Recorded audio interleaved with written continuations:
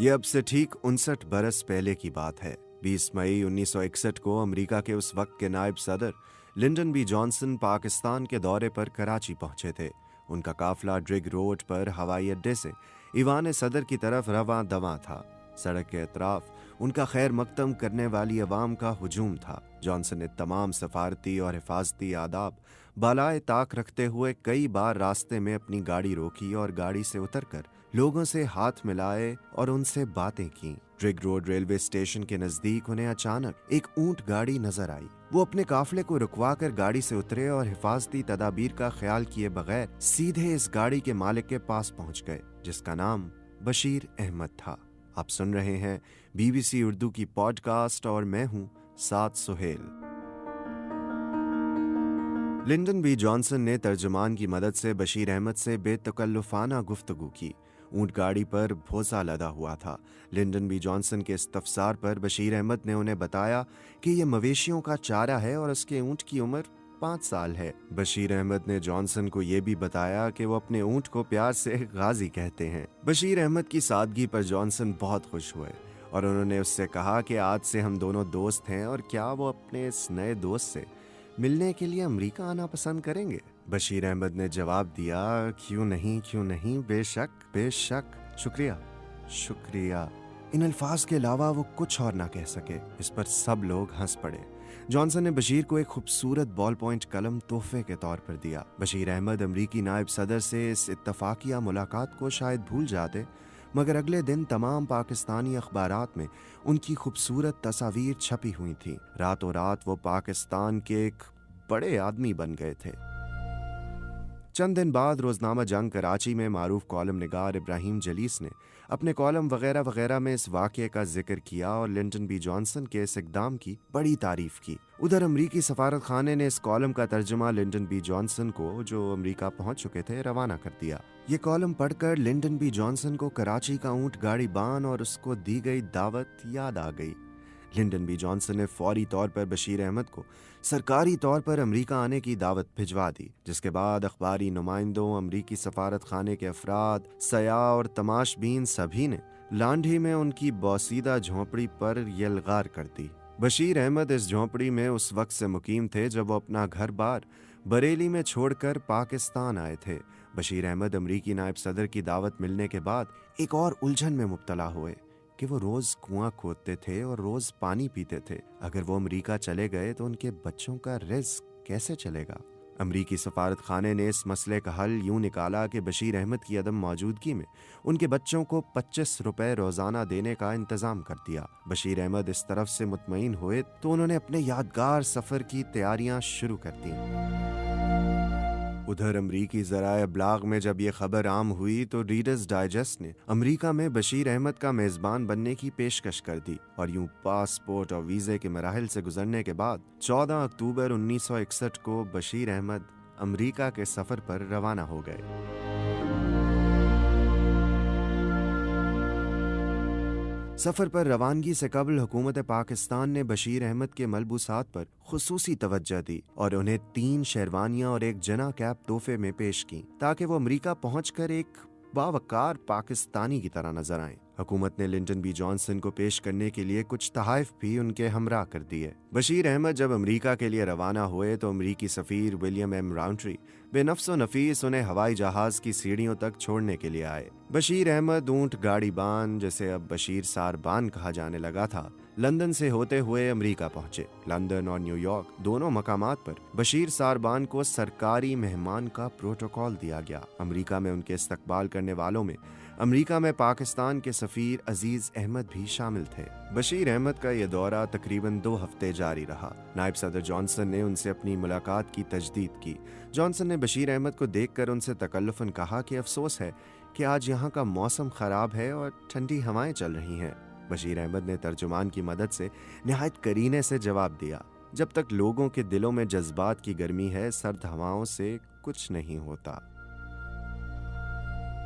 बशीर अहमद को न्यूयॉर्क में Waldorf Astoria hotel में ठहराया गया और उन्हें अक़वाम मुत्तहिदा के दफातर और एम्पायर स्टेट बिल्डिंग की सैर करवाई गई। उनकी मुलाकात अमेरिका के एक साबिक सदर हैरी एस ट्रूमन से भी करवाई गई, जो बशीर अहमद से मिलकर बहुत खुश हुए।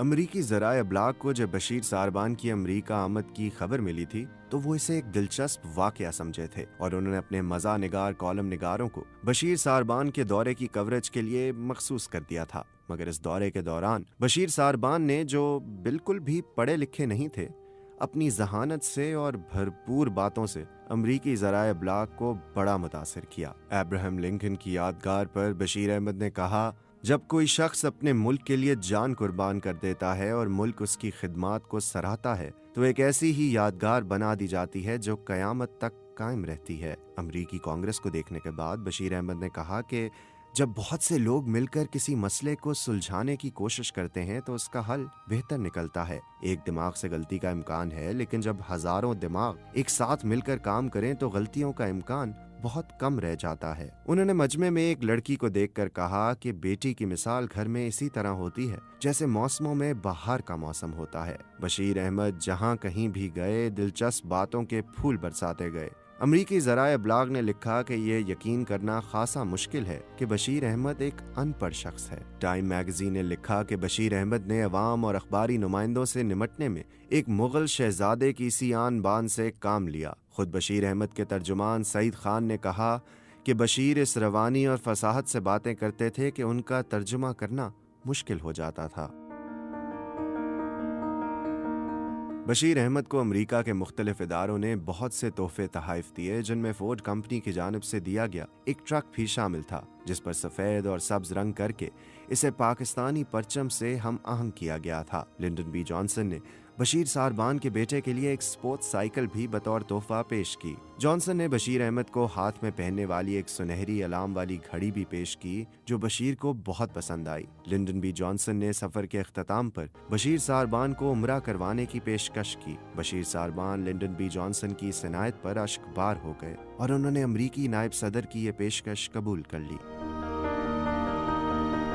चंद माह बाद मार्च 1962 में अमरीकी सदर की अहलिया मिसेस जैकलीन कैनेडी और उनकी बहन ली राड्ज़ीविल ने पाकिस्तान का खैर सगाली दौरा किया। उनका यह दौरा 21 मार्च 1962 को लाहौर से शुरू हुआ, जहां उनका पुरजोश इस्तकबाल किया गया। दौरे के आखिरी मरहले में 25 मार्च 1962 को वो कराची पहुंची। इसी रोज उन्होंने कराची के ऐवान सदर में अमरीका के नायब सदर लिंडन बी जॉनसन के दोस्त बशीर सारबान से मुलाकात की। इस मौके पर बशीर सारबान ने अपनी बीवी और बच्चों से मिसेस कैनेडी का तारुफ करवाया और उन्हें अपने ऊंट गाजी पर सैर की दावत भी दे डाली।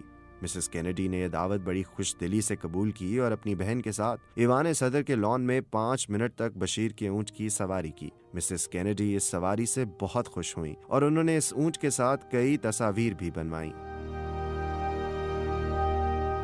सन 1971 में जब ज़िया मोइनुद्दीन ने पाकिस्तान टेलीविजन से अपना मशहूर शो शुरू किया तो उन्होंने इस प्रोग्राम में बशीर सारबान को भी मदऊ किया। उन्होंने बशीर सारबान से पूछा, पाकिस्तान वापस आकर ऊंट गाड़ी चलाना क्यों छोड़ दिया है? तो बशीर सारबान ने बेसाख्ता जवाब दिया कि मुझसे जॉनसन ने कहा था कि पाकिस्तान वापस जाकर मेरी पोजीशन का ख्याल रखना।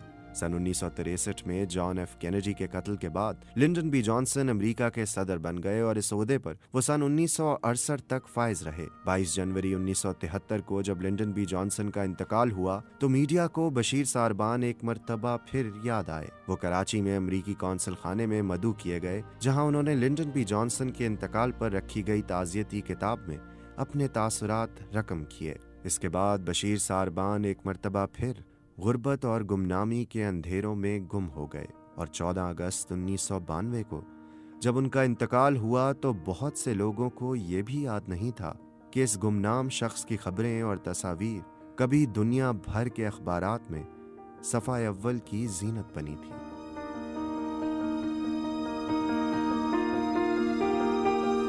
इस पॉडकास्ट की स्क्रिप्ट के मुसन्निफ हैं मोहक्किक और मौरिख अकील अब्बास जाफरी, जिनका तहरीर करदा आर्टिकल पढ़ने के लिए आप विजिट कर सकते हैं bbcurdu.com।